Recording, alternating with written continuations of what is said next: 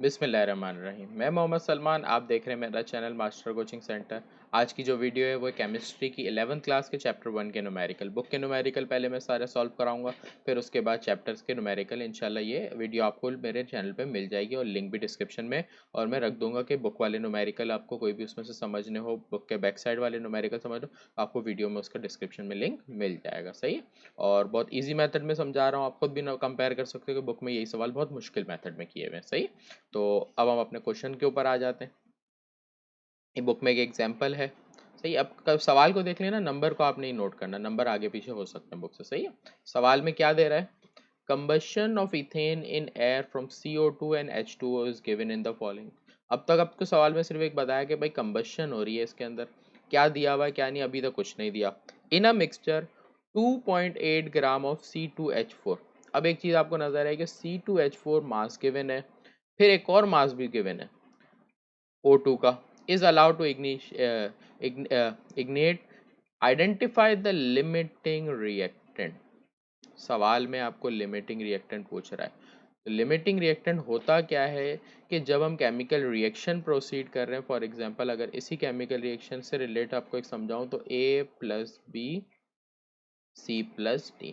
अगर ये chemical reaction है A+B जिससे फॉर्म हो रहा है C+D, तो ज़रूरी नहीं है कि दोनों सेम मिकदार में यूज़ हो और दोनों ही इक्वली यूज़ हो रहे हो।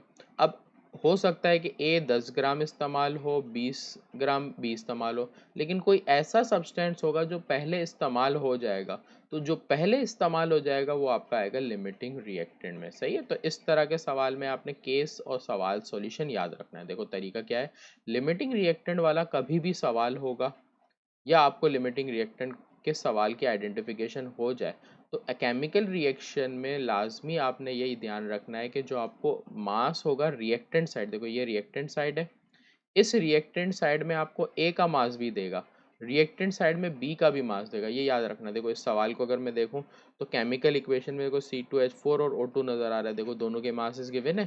तो लिमिटिंग रिएक्टेंट में होता यही है कि दोनों के मासेस गिवन होते हैं, और फिर हमें किसी भी मास को पूछ रहा है, जैसे यहाँ पूछ रहा है determine the mass of CO2, आपको CO2 का मास पूछ रहा है, तो आप क्या करोगे, पहले A की मदद से C का मास फाइंड करोगे, फिर B की मदद से भी C का मास फाइंड करोगे। पहले आप A को यूज़ करते हुए C का मास, फिर B को यूज़ करते हुए C का मास निकालोगे। जब दोनों मास आ जाएंगे तो जो लीस्ट मास होगा, जिसकी वैल्यू छोटी होगी, वो आपका काउंटेबल होगा, क्योंकि जो पहले इस्तेमाल हो गया, जिसके मास कम फॉर्म हुआ, वही आपका आंसर में आएगा। सही, सवाल जब तक सही से सॉल्व नहीं कराऊंगा अच्छे से समझ नहीं आएगा।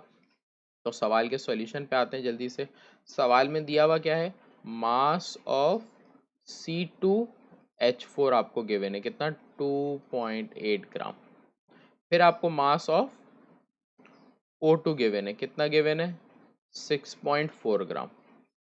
Is allowed to ignite, limiting reactant पूछ रहा है एक, तो लिखे लिमिटिंग रिएक्टेंट क्या है। सही है, और जिससे मास कम आता है ना, जैसे ए से मास कम आया या बी से मास कम आया, जिससे कम आएगा वो लिमिटिंग रिएक्टेंट कहलाएगा। आगे एक और चीज सवाल में दी है कि मास ऑफ CO2 आपने फाइंड करना। सही है, ये सवाल के आपके सिनेरियो आ गया डेटा में। फिर आप सॉल्यूशन पे आओगे। सॉल्यूशन में आप सबसे पहले तो केमिकल इक्वेशन मेंशन करोगे, C2H4 3O2 फॉर्म कर रहा है हमारे पास 2CO2 carbon dioxide and 2H2O। ठीक, केमिकल इक्वेशन बैलेंस है। आगे आ जाते हैं। अब जब सॉल्यूशन करेंगे ना, तो हमारे पास डेटा में क्या क्या चीज़ें आप वो देखो। डेटा में आपके पास क्या है, C2H4, आप इसको सॉल्व करोगे, मतलब इसका मोलर मास निकालोगे। O2 आ रहा है, इसका मोलर मास निकालोगे। CO2 इसका मोलर मास।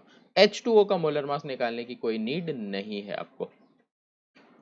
तो मैं इसके मोलर मास सबके फाइंड करता हूँ। कार्बन का होता है 12, दो कार्बन है इसलिए 12 2 24। हाइड्रोजन का 1 होता है, 4 1 4, ये आ गया 28। ऑक्सीजन का हमारे पास बाहर 3 लिखा है, पहले 3 लिखेंगे। ऑक्सीजन का 16 2 32, 32 को इससे मल्टीप्लाई कर दिया, ये आ गया 96। कार्बन डाइऑक्साइड का निकालेंगे, याद हो तो अच्छी बात है, 44 होता है, नहीं तो सॉल्व कर लो। तो 44 को 2 से मल्टीप्लाई कर देंगे, 88। इसकी ज़रूरत नहीं थी, सॉल्व नहीं किया। अब आप एक वक्त में किसी दो को सॉल्व करोगे। पहले मैं लेता हूँ C2H4 और मुझे निकालना किसका है, CO2, वो लिया।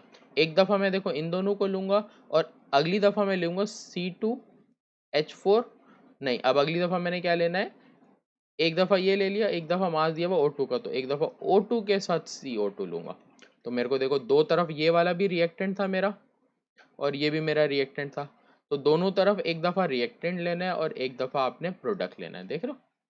तो ये आपने सही से समझना है, क्योंकि सवाल का सिनेरियो समझ होगा तो आसानी से सॉल्व होगा, वरना कन्फ्यूजन होगी और याद नहीं रहेगा एग्जाम में कैसे करना है। मासेस लिखते हैं, इसका दिया हुआ है 2.8। पहले हमें जो कार्बन मोलर मास निकाले वो लिख लेते हैं। 28 इसका दिया हुआ है, CO2 का दिया हुआ है 88। अब आपको C2H4 का जो सवाल में दिया हुआ है 2.8 दिया हुआ है और कार्बन डाइऑक्साइड का पूछा है, सही है। ये आपने यहाँ का केस उतार लिया, यहाँ भी लिख लिया तो उतारते जाते हैं। कार्बन डाइऑक्साइड का देखो यहाँ पर कितना है, 96 है। ओ सॉरी, ऑक्सीजन का 96, कार्बन डाइऑक्साइड 88 आ गया। अब आप ऑक्सीजन का सवाल में डेटा में देखो कितना दिया, 6.4, तो आपने लिख दिया 6.4। जो रिक्वायर्ड है वो आपने x लिया, सही है। सॉल्व करने का तरीका क्रॉस मल्टीप्लाई, तो 28 को आप x से मल्टीप्लाई कर दोगे, 2.8 को मल्टीप्लाई कर दोगे 88 से। आपको x फाइंड करना है, तो ये हो जाएगा 2.8 मल्टीप्लाई बाई 88 डिवाइडेड बाई 28, सही है। कैलकुलेटर में इसको भी सॉल्व करेंगे, यहाँ पर भी सॉल्व करेंगे। पहले हम यहाँ पर सॉल्व कर लेते हैं, तो ये है 2.8, शॉर्ट कर लेता हूँ कैलकुलेटर की हाइट में। 2.8 को मल्टीप्लाई करना है 88 से और फिर डिवाइड बाय करना है 28, ये आ गया 8.8, लिख दिया 8.8। हमने ग्राम में निकाला है, मास सारी चीज़ें लिए, तो ये हमारा कहलाएगा मास। किसके नीचे एक्स था, CO2 के नीचे, तो ये कहलाएगा मास ऑफ CO2। कितना आया, 8.8 ग्राम। अगली दफ़ा भी करते हैं यहाँ पर। अब यहाँ पर करेंगे तो x मल्टीप्लाई हो जाएगा 96 से, तो 96 से x मल्टीप्लाई हो गया, 6.4 से 88 मल्टीप्लाई हो गया। x की वैल्यू फाइंड करनी है, 6.4 multiply by 88 divided by 96। Calculator में पूरे स्टेप आप एज इट इज़ लिख लोगे जिस तरह है, सही है। तो ये आपका आ जाएगा 6.4 मल्टीप्लाई बाई 88, सही है, फिर डिवाइड बाय 96, क्या आ गया 5.95। 5.95 मास का यूनिट क्या होता है, ग्राम, सही। अब यहाँ पर भी अगर x की बात करूँ तो कार्बन डाइऑक्साइड के ही नीचे था ना, तो यहाँ भी मास ऑफ कार्बन डाइऑक्साइड आया भाई, दो मास ऑफ कार्बन डाइऑक्साइड आए, 5.95। दोनों में फ़र्क क्या है, ये वाला मास आपने फाइंड किया C2H4, तो ये आप लिखोगे mass of carbon dioxide by C2H4, और ये मास आया बाय O2, ये फर्क है दोनों में, सही। अब आपके पास जो लीस्ट मास है वो कौन सा है, जो लीस्ट वैल्यू है वो यहाँ पर है, सही है। जब लीस्ट वैल्यू यहाँ पर है और ये मास आया O2 से है, तो हमारा जो रिजल्ट बनेगा सवाल में वो ये बनेगा, जिससे कम मास आता है वो हमारा लिमिटिंग रिएक्टेंट होता है। तो हमें लिमिटिंग रिएक्टेंट मिल गया O2। O2 से कम मास आया ये लिखा, अगर इससे कम आता तो ये लिखते। और जो लिमिटिंग रिएक्टेंट से मास आता है वही हमारा मास कहलाता है। तो मास ऑफ CO2 आपका आ गया 5.95 ग्राम। ये आपके सॉल्यूशन में दो आंसर, दो चीज़ें पूछी थी सवाल में, वो आ गए, सही है। अक्सर सवालों में याद रखना लिमिटिंग रिएक्टेंट नहीं बोलता, लेकिन सवाल में दो रिएक्टेंट देता है, वो प्रोसीजर लिमिटिंग रिएक्टेंट का ही होता है सवाल का करने का, सही है। तो ये आपका आंसर आ गया एग्जाम्पल 1.5। आगे बढ़ते हैं, एक और एग्जाम्पल जो है इस सवाल में अगर देखें तो हमारे को क्या दिया, when aluminium is heated nitrogen gas 700 degree centigrade aluminium nitrate, chemical equation दे दी। आगे देखते हैं सवाल में क्या बोल रहा है, 7.5 gram of aluminium, 140 gram of nitrogen, दो मासेस दे रहा है। और अगर इन दोनों मासेस को अगर मैं देखूं तो दोनों ही रिएक्टेंट साइट के हैं, ये भी रिएक्टेंट साइट पे है, ये भी reactant site, is allowed to react, find the, देखो यही आ गया सवाल। लिमिटिंग रिएक्टेंट निकालना है पहले, फिर मास ऑफ एल्युमिनियम नाइट्रेट निकालना है, फिर मास ऑफ एक्सेस रिएक्टेंट निकालना है, उसके बाद एटॉमिक नंबर्स और दिए हुए, सही है। तो सारी चीज़ें करते हैं सॉल्यूशन। डेटा की हेडिंग सबसे पहले तो क्या दिया हुआ है सवाल में, एल्युमिनियम का मास दिया हुआ है, mass of Al, short form में लिख रहा है, एल्युमिनियम के सिंबल से 67.5। फिर हमें दिया नाइट्रोजन गैस का, तो मास ऑफ N2, N2 कितना दिया हुआ है, 140 ग्राम, तो ये जी लिखो या जी एम लिखो, बात एक ही है। सवाल में पूछ रहा क्या है, लिमिटिंग रिएक्टेंट का पूछ रहा है। मास ऑफ एल्युमिनियम नाइट्रेट क्या पूछ रहा है, मास ऑफ AlN। अच्छा, तीसरी चीज पूछ रहा है मास ऑफ एक्सेस रिएक्टेंट, ये है क्या, मास ऑफ एक्सेस रिएक्टेंट। अब होगा क्या, जब लिमिटिंग रिएक्टेंट वाले सवाल होंगे तो उसमें इस केमिकल इक्वेशन के अंदर A या N2 में से कोई एक लिमिटिंग रिएक्टेंट होगा। फर्ज कर लो अगर Al लिमिटिंग रिएक्टेंट है तो N2 लिमिटिंग रिएक्टेंट नहीं है। जब N2 लिमिटिंग रिएक्टेंट नहीं है तो इसका मतलब N2 के अंदर ये 140 ग्राम मास दिया है तो इससे कम इस्तेमाल हुआ है। तो इससे कम कितना इस्तेमाल हुआ, तो आखिर में जाके हमें किसी एक का जो लिमिटिंग रिएक्टेंट नहीं होगा उसके दूसरे का हमें मास निकालना होगा। सही है, तो ये हमें आखिर में ही पता चलेगा कि जब लिमिटिंग रिएक्टेंट कौन सा है उसके बाद एक्सेस रिएक्टेंट कौन सा होगा, वो हम निकालेंगे। सही, तो सॉल्यूशन पे आते हैं। पहले तो फर्स्ट जो जैसे पीछे वाला सवाल सॉल्व किया वही था, तो पहले एक चीज़ कर लेते हैं। एक सवाल करने का तरीका मैंने आपको बताया, सबसे पहले केमिकल इक्वेशन उतारेंगे। सही, केमिकल इक्वेशन लिखी हुई है 2Al प्लस N2 फिर AlN2। ये हमने केमिकल इक्वेशन लिख ली। देखो एटॉमिक मास लिख के दे रहा है 14, हालांकि आपको याद होने चाहिए एल्युमिनियम और नाइट्रोजन का। तो सही, सॉल्व कर लेते हैं। तो 2 लिखा, एल्युमिनियम का होता है 27, 27 को आप 2 से मल्टीप्लाई कर दोगे ये आ जाएगा 54। N2 का हमारा 14 होता है, 14 2 सा 28, 2 लिखेंगे।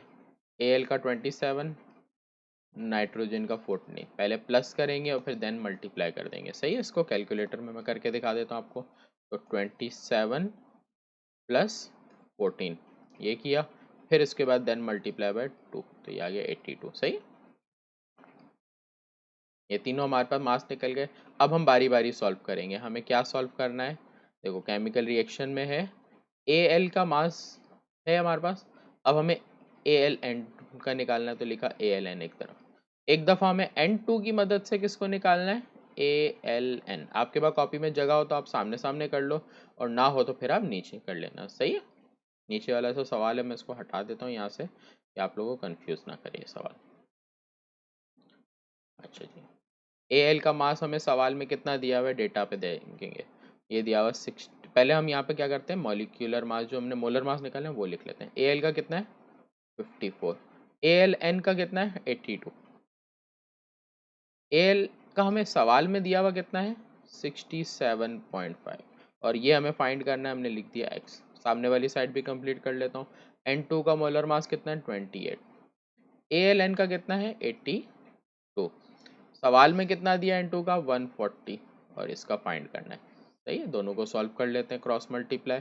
तो 54 से मल्टीप्लाई हो जाएगा x, 67.5 से मल्टीप्लाई हो जाएगा 82, x की वैल्यू हो जाएगी 67.5 multiply by 82 divided by 54। Opposite side पे भी यही, तो 28 x से मल्टीप्लाई होगा, 140 मल्टीप्लाई होगा 82 से, x की वैल्यू हो जाएगी 140 मल्टीप्लाई बाई 82 डिवाइडेड बाई 28। सही, तो दोनों तरफ हम कैलकुलेटर से x की वैल्यू निकाल लेंगे। अच्छा, मैंने इसका कैलकुलेशन सॉल्व किया तो मेरे पास आया 102.5, इसको सॉल्व किया तो 410, दोनों मास आ गए।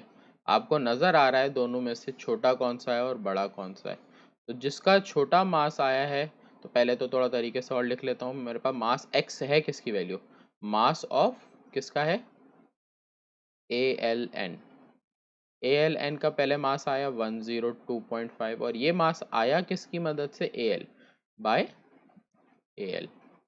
यहाँ पर भी मैंने मास निकाला, किसका निकाला, AlN का, दो तरफ निकाला ना मैंने मास, तो ये 410 आया। और ये किससे निकाला, ऊपर हेडिंग नज़र आ रही है आपकी N2 से।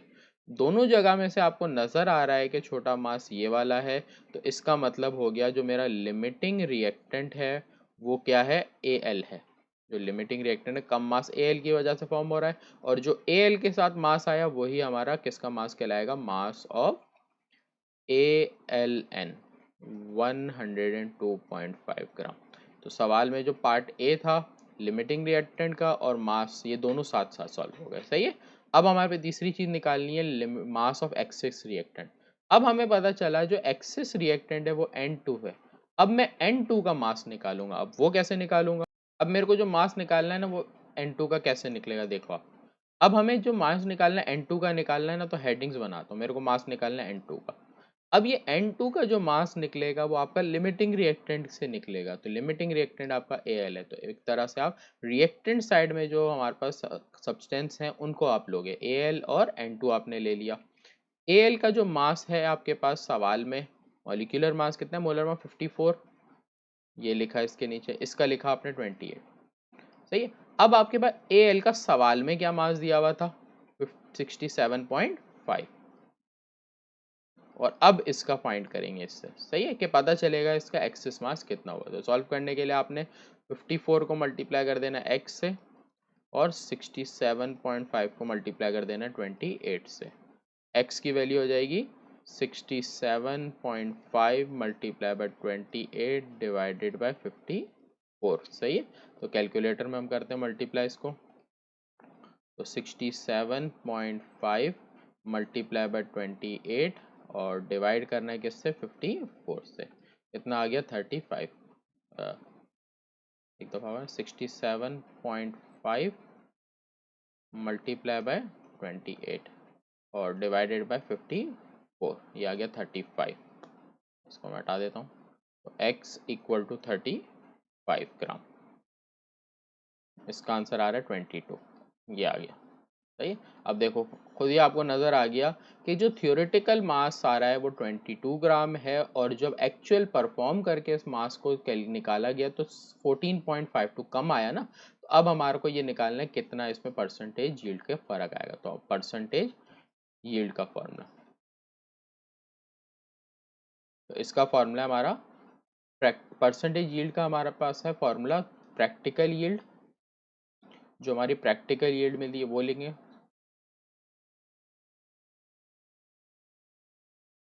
इसको हम डिवाइड कर देंगे किससे? थियोरेटिकल यील्ड से।